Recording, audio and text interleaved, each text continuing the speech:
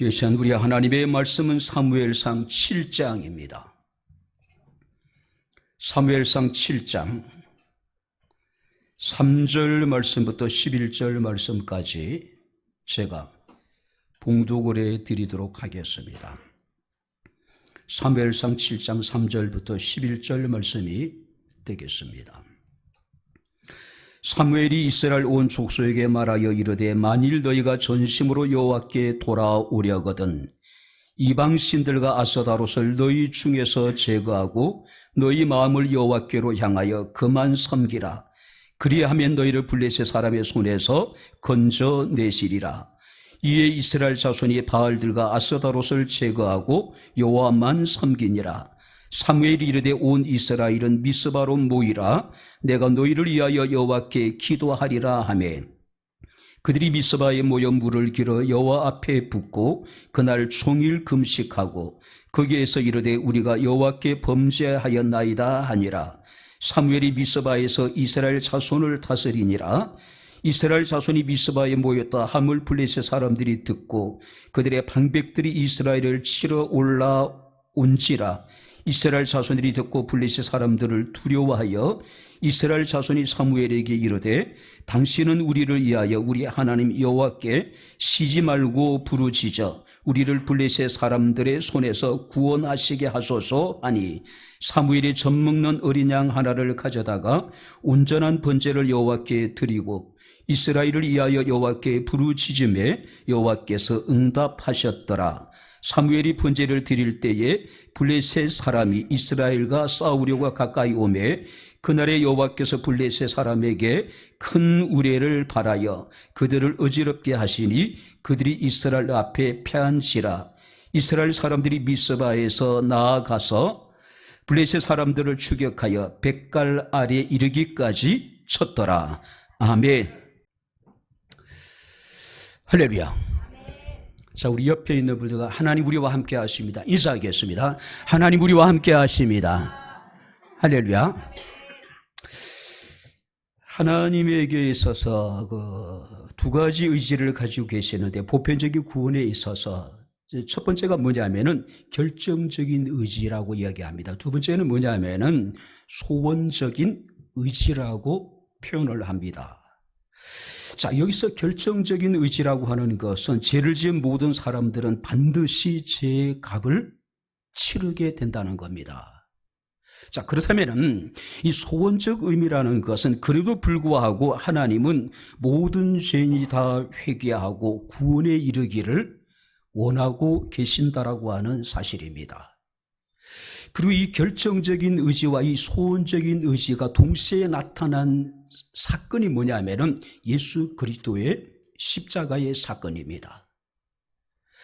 자, 결정적 소원이 하나님의 공이라면은 이 소원적 소이라고 하는 것은 하나님의 우리가 그 사랑이라고 이야기를 하죠. 그 십자가 안에는 하나님의 공의와 하나님의 사랑이 함께 나타난다는 겁니다. 자, 그렇기 때문에 십자가의 도가 멸망받은 자들에게는 어리석은 것이지만은 구원을 받는 우리들에게는 하나님의 능력이 됨이라. 할렐루야. 오늘 이 시간 우리는 십자가의 의지에 주님 앞에 나와 주님을 예배합니다. 이 시간 우리 입술의 모든 말과 우리 마음의 묵상이 주께 연락되기를 주의 이름으로 축원합니다. 우리가 아는 대로 이스라엘 사람들은 430년 동안 애굽에 노예 생활을 하게 됩니다. 하나님께서 기적적인 능력을 통해서 이스라엘을 출애굽시키십니다. 그런데 하나님께서는 바로 이스라엘 사람들을 가나안 땅으로 인도하지 아니하시고 40년의 광야 생활을 그치게 하십니다. 왜냐하면 430년 동안 그들은 노예의식에 사로잡혀 있었어요. 식민지 근성에 사로잡혀 있었단 말이에요. 자, 하나님께서 이스라엘을 새롭게 하는 과정이 우리가 40년이라고 이야기를 합니다. 과거의 모든 묵은 더러운 때들을 악한 것들을 하나님께서는 철저하게 제거하시는 작업을 하셨다는 겁니다. 오직 하나님만을 의지할 수 있도록. 자, 이제 여호수아를 통해서 가나안 정복 전쟁이 어느 정도 완성이 되어지게 됩니다. 자, 여호수아가 자기 백성들이 이르기를 나와 네 집은 여호와 하나님만을 섬기겠다라고 이야기를 합니다. 그랬더니 이스라엘 백성들도 함께 더불어 우리가 여호와만 섬기겠다라고 결단을 합니다. 근데 여호수아가 죽고 여호수아와 함께했던 모든 지도자들이 다 죽고 난 이후에 이스라엘 사람들은 급격히 하나님에게서 멀어지기 시작을 합니다. 자, 그들은 하나님의 언약의 백성이라고 하는 정체성을 완전히 잃어버리게 됩니다. 하나님의 주권을 부정하고 자기 소견에 옳은 대로 행하였다고 성경에 기록하고 있습니다. 뿐만 아니라 그들은 그 가나안 땅에 있는 사람들과 더불어 통혼을 하고 또 그들이 우상을 숭배하며 철저하게 세상의 길로 빠져들게 되는 모습을 우리가 보게 됩니다. 결국 하나님께서는 징계의 작대기, 진노의 막대기를 하나님께서는 드셨습니다. 그래서 블레셋과의 전쟁에서 34,000명이 죽는 큰 비극을 당하게 됨을 우리가 보게 됩니다. 뿐만 아니라 그 전쟁에서 하나님의 임재를 상징했던 하나님의 언약궤까지 뺏겨버리게 되죠. 그리고 그 전쟁에서 엘리 제사장의 두 아들이었던 홈리와 비느하스가 전사를 하게 됩니다. 이런 비보를 들은 엘리 제사장은 의자에 앉아있다가 뒤로 자빠져서 목뼈가 부러져 죽고 맙니다.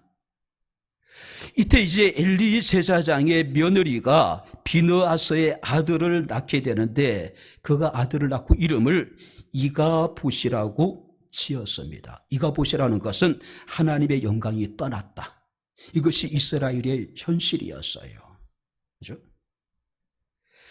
자, 성경을 보게 되면은 하나님의 말씀이 희귀하여 더 이상 제사장들에게까지도 나타나지 않았습니다.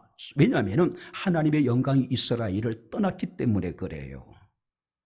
자, 이렇게 20년 동안 그들은 이가봇의 시대를 살아가게 됩니다. 하나님의 영광이 떠난 그런 암울한 삶을 살아가게 돼요. 자, 그때 하나님께서는 잃어버린 하나님의 영광을 회복하시기 위해서 한 사람을 예비하셨는데 그가 누구냐면은 사무엘이라고 하는 인물입니다. 하나님은 사무엘을 통해서 하나님의 영광이 떠난 이가봇의 시대를 마감하고 하나님의 영광이 다시 회복되는 새로운 시대를 하나님께서는 세우기를 원하셨다는 겁니다. 자, 오늘 우리가 성경 말씀을 보니까 그 사무엘이 지금 자기 백성들에게 결단을 촉구합니다. 너희가 전심으로 여호와께 돌아오라. 한번 따라해 보시기 바랍니다. 너희는 전심으로 여호와께 돌아오라. 할렐루야. 잃어버리는 하나님의 영광을 회복하기 위해서 이가봇의 그 암울한 참담한 시대를 마감하기 위해서는 가장 중요한 것이 뭐냐면은 너희는 전심으로 여호와께 돌아오라는 것입니다. 특별히 여기서 전심이라고 하는 것은 온 마음과 지성과 의지를 다하여서 여호와께 돌아오라. 몸만 돌아오는 것이 아닙니다. 마음만 여호와께로 돌아오는 것이 아니라는 거예요. 온 마음과 우리의 지성과 우리의 의지를 다하여서 여호와께 돌아오라고 말씀하고 있습니다. 그렇다면 우리가 여호와께 돌아오는 사람들의 모습을 우리가 살펴보면서 이 아침에 함께 은혜를 나누도록 하겠습니다. 먼저 우리 한번 3절 말씀을 우리 다시 한번 같이 읽겠습니다. 사무엘이 이스라엘 온 족속에게 말하여 이르되 만일 너희가 전심으로 여호와께 돌아오려거든 이방 신들과 아스타롯을 너희 중에 제거하고 너희 마음을 여호와께로 향하여 그만 섬기라. 그리하면 너희를 블레셋 사람의 손에서 건져내시리라. 온전히 여호와께 돌아온 사람들의 모습은 어떤 모습입니까? 우상들을 제거하고 오직 그만을 섬기는 사람들입니다. 여호와만을 섬기는 사람들이라는 거예요. 특별히 가나안 땅의 대표적인 우상들이 바알과 아세라든지 여러분들이 아스타롯이에요. 근데 그들이 섬겨왔던 모든 우상들을 제거한다는 의미는 뭐냐면은 그들의 흔적까지도 지워버려라. 없애버리란 이야기예요. 그죠? 하나님과의 관계 속에서 하나님의 여러분들이 그 영광을 회복하는 과정에 있어서 가장 중요한 것이 뭐냐면은 모든 이방신들과 우상들을 너희 가운데 제거해라. 너의 삶의 현장에서 흔적조차도 다 지워버려버리란 이야기예요. 없애버리란 이야기입니다. 이제 이방신들과 아수다스를 제거하고 주께로 돌아오라. 단순한 마음의 변화를 말하는 것이 아닙니다. 바로 여기 돌아오라는 것은 온전한 우리의 여러분들이 인격이라든지 우리의 영혼이라든지 우리의 삶을 통해서 완전히 삶의 변화를 우리 가운데 드러내라는 이야기겠죠. 특별히 이스라엘 사람들이 가나안 땅에 정착하면서 제일 먼저 섬겼던 신들이 바알입니다. 아스타롯이었어요. 아세라 신이었습니다. 왜냐하면 이스라엘 사람들은 지금까지 그들의 문화는 유목문화였어요. 그런데 가나안 땅에 정착하면서 그들은 유목문화에서 농경문화로 삶이 완전히 바뀌어지게 됩니다. 그런데 그들은 한 번도 농경문화를 경험해 보지 못했어요. 자, 그러다 보니까 가나안 땅에 거주하고 있는 사람들과 더불어 함께 여러분들이 살아가야 될 수밖에 없는 여러 가지 이유가 있는데 하나 뭐냐면은 농사라고 하는 것이 기술이 필요하잖아요. 그죠? 자연히 가나안 땅에 있는 사람들이 도움을 받아야 될 그런 상황이었단 말이에요. 그러니까 하나님이 그들을 진멸하고 그들을 쫓아내라고 했음에도 불구하고 그들과 함께 더불어 살아갈 수밖에 없었던 이유는 뭐냐면은 그들이 가지고 있는 가나안 땅에 살아가기 위해서는 그 농사의 기술이라든지 이런 것들을 배워야 될 수밖에 없는 상황이었단 말이에요. 자, 그러다 보니까 바알신을 섬기게 됩니다. 아스타롯을 섬기게 돼요. 자, 바알신은요 풍요의 신입니다. 남신이에요. 아스타롯은 또 아세라도 마찬가지고 다산의 신입니다. 여신이에요. 자, 농경문화의 가장 중요한 것은 노동력이잖아요. 일단은 많은 사람들을 생산을 해야지, 아이를 낳아야지 자연적으로 그 집의 노동력이 여러분들이 제공되어지게 되잖아요. 그러다 보니까 여러분들이 아스타롯이라든지 아세라 신을 섬길 수밖에 없는 거죠. 농사에 있어서 바로 풍요를 가져다 주는 이 바알신을 그들이 섬길 수밖에 없었다는 것이죠. 그래서 하나님 그들에게 이르시기를 너희 가운데 이방신들과 아스타롯을 제거하고 너희 마음을 여호와께로 향하여 그만 섬기라. 자, 하나님을 섬기지 않은 게 아닙니다. 그들은 하나님도 섬겼어요. 무엇과 더불어 바알과 아세라와 아스타롯, 가나안 땅에 있는 이방신들도 함께 섬겼다는 이야기예요. 근데 하나님께서 말씀하시기를 그만 섬기라. 자, 그만 섬기라는 의미 속에는 여호와께 너희 마음을 고정하라는 뜻을 가지고 있습니다. 확립하라고 하는 뜻을 가지고 있습니다. 오직 하나님만을 섬기라는 것이죠. 여러분들이 하나님을 섬기는 것과 하나님만 섬기는 것은 엄청난 차이가 있습니다. 이스라엘 사람들은요, 하나님도 섬겼어요. 그런데 하나님이 요구하는 건 뭡니까? 하나님만 섬기라는 것이죠. 그렇죠? 왜 그들이 하나님도 섬겼을까요? 왜 그들은 이방신들과 더불어서 하나님을 함께 섬겼을까요? 한마디로 쉽게 얘기하면은 하나님이 못 믿은 거예요. 그죠? 그래서 그들은 우상과 더불어서 하나님도 섬긴 거예요. 그러니 이것을 우리가 종교 혼합주의라고 이야기를 합니다. 여러분들이 무신론주의자도 문제지만은요, 우리가 불신자도 문제지만 더 위험하고 더 문제는 뭐냐면은 이 종교 혼합주의자예요. 좋은 게 좋은 것이라는 겁니다. 자신에게 유익하고 도움이 된다고 하면은 어떤 신이든지 다 믿는다는 거예요. 그죠? 우리가 이거 종교다원주의라고 표현하기도 합니다. 포용주의라고도 이야기를 하기도 해요.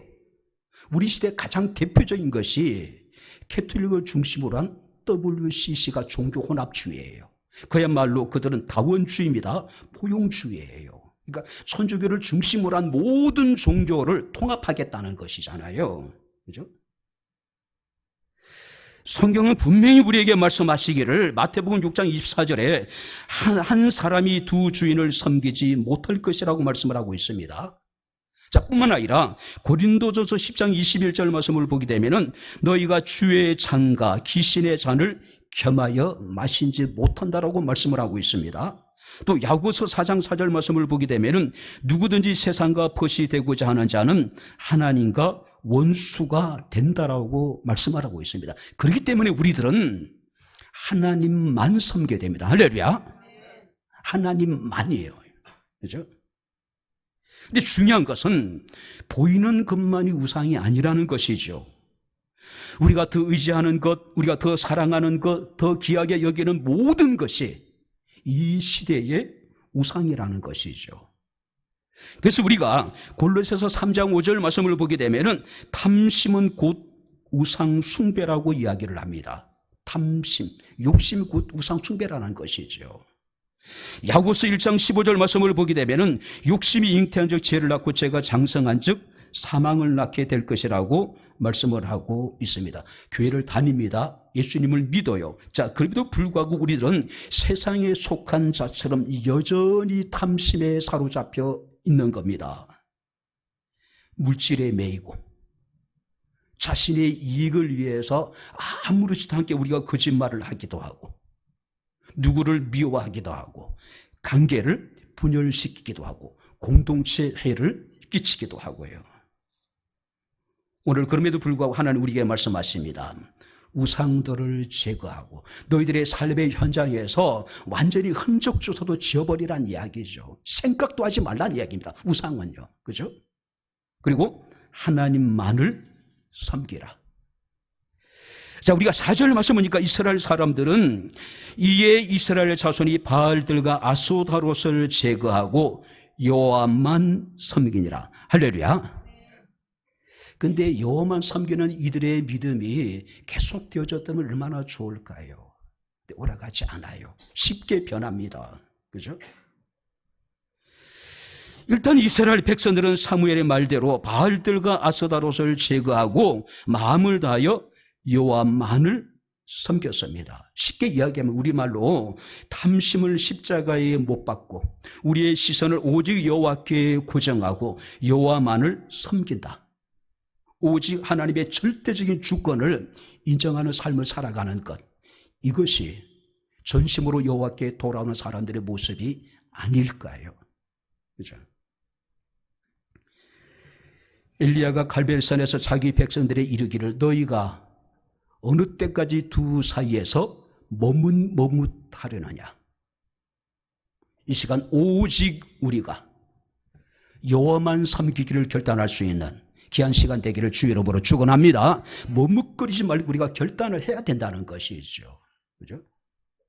지금까지 내가 의지해왔고 내가 사랑해왔던 모든 것들을 다 우리 마음속에서 제하여 버리고 이제는 여호와만 우리가 섬기라는 것이 사랑하라는 이야기죠. 여호와만 의지하라는 이야기죠.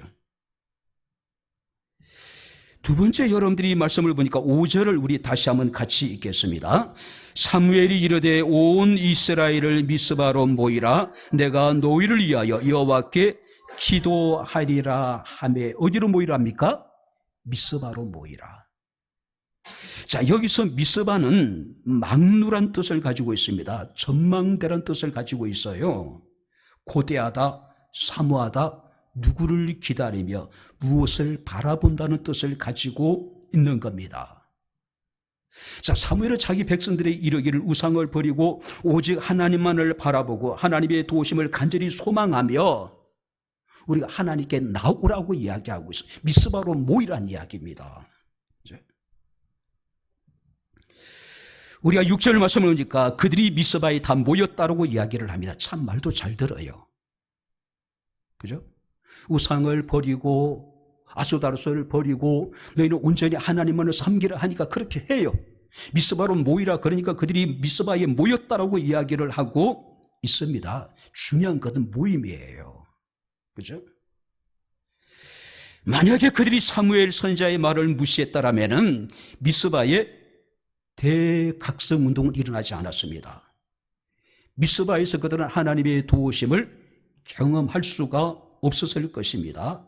그들이 사무엘의 말을 듣고 모였습니다. 그 모임을 통해서 하나님께서 이스라엘의 영적인 대붕운동을 일으키신 거예요. 이 10년 동안 이가봇의 시대를 드디어 마감하게 되는 겁니다. 잃어버린 여호와의 영광을 다시 회복하기 시작하는 거예요. 그죠? 그들이 모였습니다. 그들이 함께 하나님께 제사를 드리고 함께 하나님께 기도하고 부르짖었습니다. 그때 하나님의 역사가 나타났다는 것이죠. 신앙생활은요, 우리가 혼자 할 수 있는 건 아닙니다. 인간은 사회적 동물이라고 이야기하잖아요. 함께 더불어 살아가야 되는 사람들이라는 것이죠. 물론 사람들로 인해서 상처를 주고받을 수도 있습니다. 그럼에도 불구하고 기쁨과 즐거움도 행복도 결국 사람을 통해서 우리에게 주어진단 말이에요. 그러니까 우리는 인간관계를 떠나서 할 수 없는 사람이에요. 신앙생활도 마찬가지입니다. 무교회주의자들은 교회에 모이지 않고 개별적인 신앙을 통해서 자신의 신앙을 지켜나갈 수 있다고 얘기하는데 그게 불가능해요. 쉽지 않습니다. 그죠? 여러분들이 캠프파이어 하다 보면은 나무들이 모여있을 때 굉장히 강한 여러분들이 이제 불꽃을 여러분들이 일으키잖아요. 근데 하나를 꺼내라면 어떻습니까? 쉽게 꺼져버려요. 신앙생활도 마찬가지입니다. 모이기를 힘써야 돼요. 그죠? 오순절의 성령에 충만한 역사도, 고넬료 가정의 성령에 충만한 역사도 결국은 그들이 함께 모일 때 역사했다는 사실이에요. 그런데 중요한 것은 이렇게 우리가 모이기를 힘쓸 때마다 가장 이것을 두려워하는 것이 누구냐면은 사탄이에요. 그죠? 히브리서 10장 25절 말씀을 보게 되면은 모이기를 피하는 어떤 사람들의 습관과 하지 말고 오직 그나여 그날이 가까움을 볼수록 더욱 그리하자. 그날이 가까움을 볼수록 너희는 모이기를 힘을 써라. 할렐루야. 종말이 가까움을 느낄수록 너희는 더욱더 모이기를 힘을 써라는 이야기예요. 사탄은 성도들의 모임을 폐하려고 지금도 집요하게 역사하고 있습니다. 혼자서 인터넷으로 설교를 듣게 합니다. 사이버 공간에서 신앙생활을 하라고 유혹을 해요. 기도도 헌금도 계좌에 제한되지 않느냐라고. 그죠? 점점 주의 피로 씌우신 하나님의 교회에서 우리가 멀어지게 만들어버리는 거예요. 그죠? 대부분의 많은 사람들은 그것으로 충분하다고 생각합니다. 근데 그건 사탄의 전략이에요. 우리가 속아 넘어가는 거예요. 패망의 지름길이라는 것이죠. 함께 모여 기도하고 함께 모여 예배를 드리고 함께 모여 성도를 교제를 나누게 될 때 진정한 하나님의 여러분들이 붕의 역사가 나타나게 된다는 것이죠.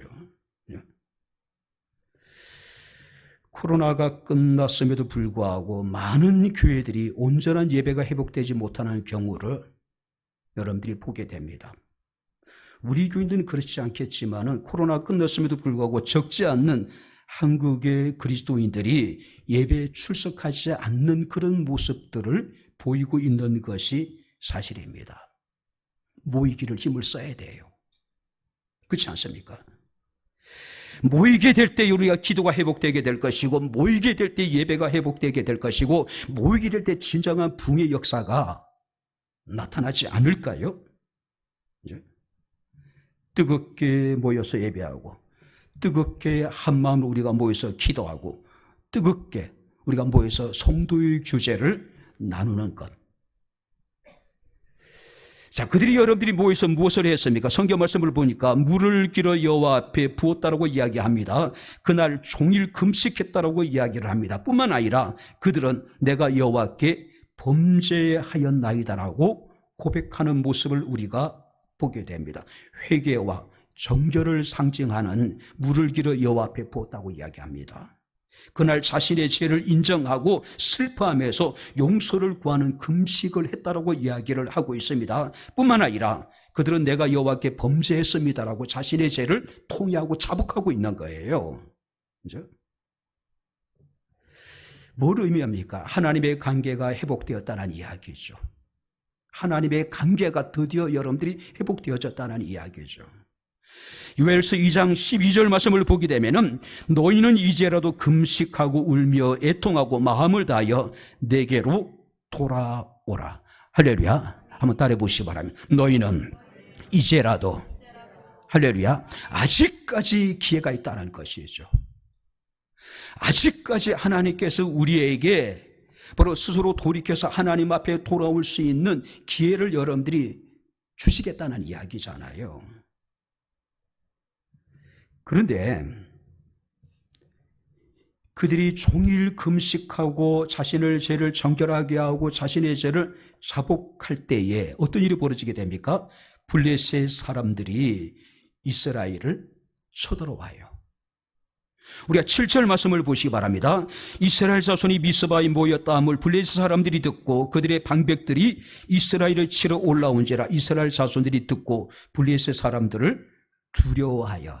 자, 신앙생활에 뭔가 해보려고 그러면 꼭 시험거리가 생겨요. 그렇지 않습니까? 뭔가 나를 새롭게 하기 위해서 뭔가 우리가 여러분들이 결의를 하고 단집을 합니다. 그런데 분명히 문제가 생겨요. 나가던 새벽 예배에 나가려는데 분명히 새벽 예배에 나갈 수 없는 일들이 생깁니다. 찬양 예배를 나가지 않았는데 나 오늘부터 찬양 예배 나가야 되겠다라고 마음을 새롭게 하면 분명히 나갈 수 없는 일들이 생겨요. 어떤 일이든 간에. 그죠? 이스라엘 사람들이 지금 바로 모든 우상을 제하고 오직 여호와만 섬기겠다라고 결단을 합니다. 그들이 미스바에 모였습니다. 그랬더니 이제 그들을 새롭게 할 공동체가 정말 새롭게 하려고 하는 강한 여러분들 의지를 나타내고 있습니다. 근데 문제가 생겨요. 블레셋 사람들이 공격한 거예요. 그죠? 왜 블레셋 사람이 공격했을까요? 이스라엘 사람들이 모였다는 이야기를 듣고 그게 두려운 거예요. 여러분들, 사탄이 가장 두려워하는 것은 무엇일까요? 교회 다녀서 돈을 많이 버는 것, 사탄은 전혀 관심이 없어요. 예수 믿는 사람들이 권력을 잡는 것, 사탄은 그에 관심이 없어요. 잡든지 말든지. 예수 믿는 사람들이 좋은 대학 가고 좋은 직장에 다니고 사업이 번성하고 사탄은 그런 것에 관심이 없어요. 오직 사탄의 주된 관심은 우리가 모이기를 힘쓰는 거예요. 모여서 기도하는 겁니다. 모여서 하나님을 예배하는 거예요. 모여서 성도들의 교제를 나누는 것을 사탄은 가장 두려워해요. 왜냐하면 예배와 기도와 찬양과 성도의 교제는 하나님의 관계가 회복됐다는 것을 의미하고 있는 겁니다. 하나님의 관계가 회복되었다고 하는 것은 하나님이 그들의 삶에 직접 개입하신다는 것을 의미하고 있는 거예요. 자, 그러다 보니까 하나님의 관계가 온전히 회복된 사람들에게는 그의 문제는 더 이상 그 사람의 문제가 아니에요. 누구의 문제입니까? 이제 하나님의 문제예요. 하나님이 책임져 줘요. 하나님의 관계가 회복되게 되면은 우리가 싸워야 될 그 싸움은 더 이상 우리의 싸움이 아닙니다. 왜냐하면 하나님 우리 편이 되셔서 우리를 위해서 싸워줘요. 그러다 보니까 사탄은 우리가 모여서 예배하고 찬양하고 기도하고 성도의 교제를 나누는 하나님의 관계가 온전히 회복되는 그것을 가장 두려워하는 거예요. 그래서 그걸 막는 겁니다. 수단과 방법을 가리지 않고요. 하나님의 관계가 회복되면은 하나님이 친히 그들의 편이 되어 주시기 때문에 사탄이 어떻게 할 수 있는 방법이 없어요. 그래서 그걸 막는 겁니다. 그죠? 오늘 여기 말씀을 보니까 그들이 미스바에 모였습니다. 미스바에 모여서 그들이 여러분들이 뭘 합니까? 자신을 정결케 하고 또 여러분 자신의 죄를 여러분들이 자복하고 온전히 그동안 중단되어졌던 하나님의 관계를 회복하기 위한 노력을 지금 하고 있는 거예요. 그렇죠? 바로 이것에 모기를 힘쓰는 사람이 전심으로 여호와께 돌아온 사람들의 모습이 아닐까요? 그렇죠? 예배 가운데 하나님을 가까이 할 수 있기를 주 이름으로 축원합니다. 가을은 참 예배하기에 참 좋은 계절이잖아요. 기도하기에 참 좋은 계절이잖아요. 그죠? 세 번째 9절 말씀을 같이 읽겠습니다. 사무엘이 다 같이 읽겠습니다. 9절 다 같이 읽겠습니다. 사무엘이 젖 먹는 어린 양 하나를 가져다가 온전한 번제를 여호와께 드리고 이스라엘을 위하여 여호와께 부르짖음에 여호와께서 응답하셨더라. 미스바에 모여서 그들은 뭘 합니까? 온전한 번제를 하나님께 드렸다. 우리말로 얘기하면 온전한 예배를 하나님께 드렸다는 이야기죠. 변방에서 전쟁의 나팔 소리가 들려오고 있습니다.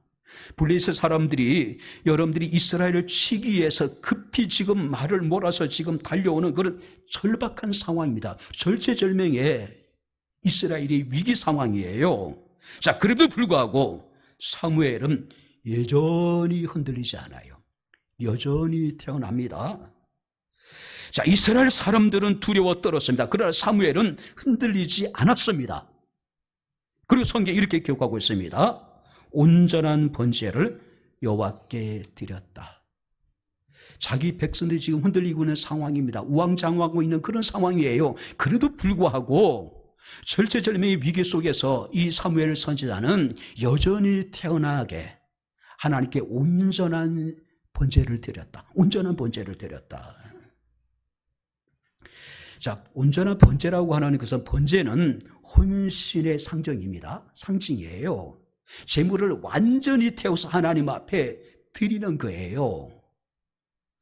아니, 지금 전쟁이 일어났습니다. 한시가 급한 상황이에요. 그때 여러분들이 우리가 지금 태어나게 앉아가지고 희생의 제물을 태워서 그것이 다 탈 때까지 기다릴 수 있는 상황이 아니란 말이에요. 이 상황이라면은 당장 번제를 중단하고 뭔가 대책을 세워야 될 그런 상황이 아닐까요? 그래도 불구하고 사무엘 선지자는 온전한 번제를 드렸대요. 제물이 다 태워져서 그 향이 온전히 하나님께 드려질 때까지 그를 기다렸다는 이야기. 이게 온전한 번제예요. 그죠? 우리는 살다 보면은 다급한 일이 벌어지기도 합니다. 우리는 그 다급한 일 때문에 예배를 소원할 때가 얼마나 많은지 몰라요. 일단 그 문제를 해결하고 와서 우리는 예배를 드리려고 합니다. 우선순위에 있어서 예배는 항상 뒷전이에요. 절체절명의 국가적인 위기입니다. 공동체의 위기예요. 자칫 잘못하면 미스바에 모여있는 모든 이스라엘 사람들이 몰살을 당하게 될 그런 상황입니다. 그런 상황 속에서도 사무엘 선지자는 온전한 번제를 드렸다. 온전한 예배를 드렸다. 이렇게 비유해보면 어떨까요? 우리 임진강 넘어서 북한입니다. 만약에 북한이 우리 지역을 향해서 포를 쐈다? 그럼 지금 여러분들이 어떤 반응을 보이실까요? 다 일어나지 않을까요? 급히 차를 몰아서 집으로 가지 않을까요? 어쩌면 지금요, 미스바에 있는 이스라엘 사람들에게는 그 상황보다도 훨씬 어렵고 힘든 상황이에요. 자, 그래도 불구하고 사무엘 선지자는 온전한 번제를 여호와께 드렸더라. 할렐루야. 그래도 불구하고 예배를 포기할 수 없었다는 것이죠. 그래도 불구하고 온전히 살아계신 하나님께 예배를 했다는 것이죠. 주님께서 말씀하십니다. 너희는 먼저 그의 나라와 그의 의를 구하라. 먼저 구할 것이 그의 나라와 그 의라고 하는 것이죠. 그렇죠? 예배가 회복될 때 모든 것이 회복됩니다. 예배 회복이 없는 진정한 회복이라는 것은 있을 수가 없습니다. 왜냐하면 하나님은 예배하는 자를 찾으시고 예배하는 자들에게 복을 주신 하나님. 할렐루야. 그래서 우리가 요한복음 4장 23절 24절 말씀을 보니까 하나님은 영이시니 예배하는 자가 영과 진리로 예배할지니라. 하나님께서는 자기에게 이렇게 예배하는 자를 찾으신다. 어떻게 해요? 이렇게 예배하는 자를 찾으시고 이런 자들에게 은혜를 베푸시고 이런 자들에게 복을 주신다는 것이죠. 온전히 하나님께 돌아왔다라고 하는 것은 온전한 예배가 회복됐다는 것을 의미하고 있습니다.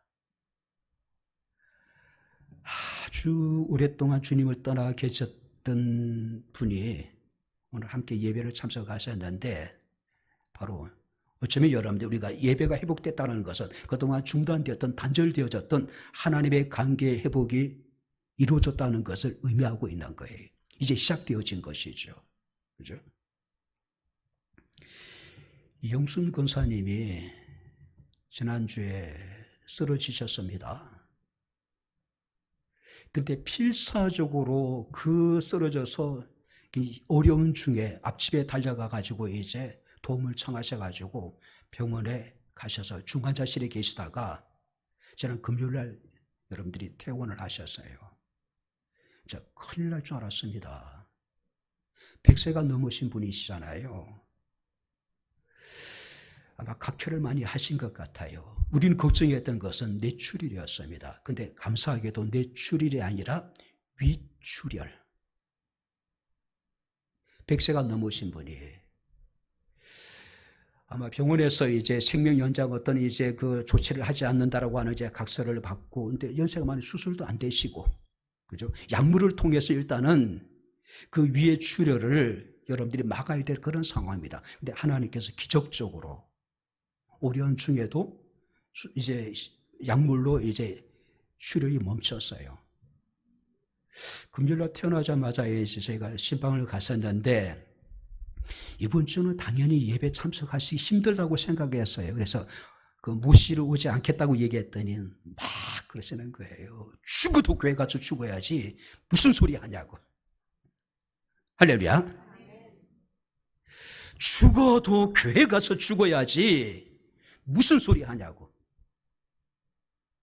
오늘 지금 예배 참석하셨어요. 그죠? 예배는 목숨을 걸 만한 가치가 있는 겁니다. 할렐루야. 우리는 너무 쉽게 예배를 포기하지 않나요? 정말 별로 중요하지도 않는 일 때문에 특별히 자주 듣는 이야기가, 목사님이 선약이 있어서 이번 주 예배에 못 나갑니다. 무슨 선약이요? 이미 우리가 세례를 받을 때 하나님 앞에 약속을 했잖아요. 주일 성수하겠다고. 그죠? 예배가 우리에게 그만큼 여러분들이 아무렇게나 소홀하게 돼도 되는 그런 예배가 아니잖아요. 그죠? 바로 온전한 번제가 회복되었습니다. 온전한 예배가 회복되었다는 것이죠. 이것은 그들이 전심으로 여호와께 돌아왔다는 것을 의미하고 있습니다. 자, 마지막으로 9절을 같이 읽겠습니다. 다시 한번 9절 읽겠습니다. 사무엘이 젖먹는 어린 양 하나를 가져다가 온전한 번제를 여호와께 드리고 이스라엘을 위하여 여호와께 부르짖음에 여호와께서 응답하셨더라. 여호와께 부르짖음에 여호와께서 응답하셨더라. 여호와께 부르짖었다. 온전한 예배가 회복되고 온전히 여호와께 부르짖었더니 여호와께서 그들에게 응답하셨더라. 할렐루야. 예배가 회복되고 그들이 하나님께 부르짖었더니 여호와께서 그들에게 응답하셨더라. 특별히 여기서 부르짖었다는 이야기는요, 자기 마음을 쥐어 짜내듯이 기도했다는 거예요. 마음을 쥐어 짜내듯이 기도했다는 이야기예요. 그랬더니 여호와께서 그들에게 응답하셨더라. 아무리 오랫동안의 여름 불에 달고도 100도가 되기 전까지는 물은 절대 끓지 않습니다. 우리 기도는 언제까지요? 하나님께 응답되어질 때까지. 할렐루야. 쥐어 짜듯이 우리가 하나님께 기도하는 거예요. 이제 여호와께서 응답하셨다고 말씀하고 있습니다. 우리가 10절 말씀을 보게 되면은 바로 그날에 여호와께서 블레셋 사람에게 큰 우레를 발하여 그들을 어지럽게 하시니 그들이 이스라엘 앞에 패했다. 하나님이 블레셋 사람들을 어지럽게 했대요. 시끄럽게 했다. 혼란스럽게 만들었다. 이 블레셋 사람들을 불안하게 만들었다.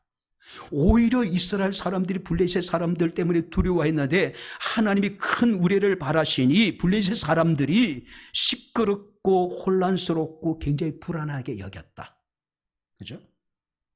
언제예요? 그들이 모여서 온전한 예배를 드리고 하나님께 자기 마음을 쥐어짜듯이 부르짖어 기도했더니 하나님께서 응답하셔서 그들을 구원해 주셨다. 그들을 구원해 주셨다. 12절 말씀을 보게 되면 사무엘이 돌을 취하여 미스바와 센 사이에 세워 이르되 여호와께서 여기까지 우리를 도우셨다고 그 이름을 에벤에셀이라 하니라. 에벤에셀의 뜻은 여기까지 도우셨다, 도움의 돌이라고 하는 그런 뜻을 가지고 있습니다. 하나님께서 응답하시고 하나님께서 우리를 바라셨고 하나님께서 그들을 여기까지 도와주셨다. 언제예요? 하나님의 관계가 온전히 회복되어지게 되었을 때에, 그들이 전심으로 여호와께 돌아올 때에 놀라운 하나님의 은혜를 그들 가운데 나타내셨던 것을 우리가 보게 됩니다. 너희는 전심으로 여호와께 돌아오라. 할렐루야. 이제 말씀을 마치도록 하겠습니다. 김진선이라는 분이 지은 내게 하나님은 3등이라고 하는 시가 있습니다. 읽어드리고 말씀 마치겠습니다. 1등은 하고 싶은 일, 2등은 꼭 해야 하는 일, 3등은 하나님을 만나는 일. 하고 싶은 일 다 하고 해야 하는 일을 다 마치고 그 위에 여유가 있으면 하나님을 만납니다. 내게 하나님은 3등입니다.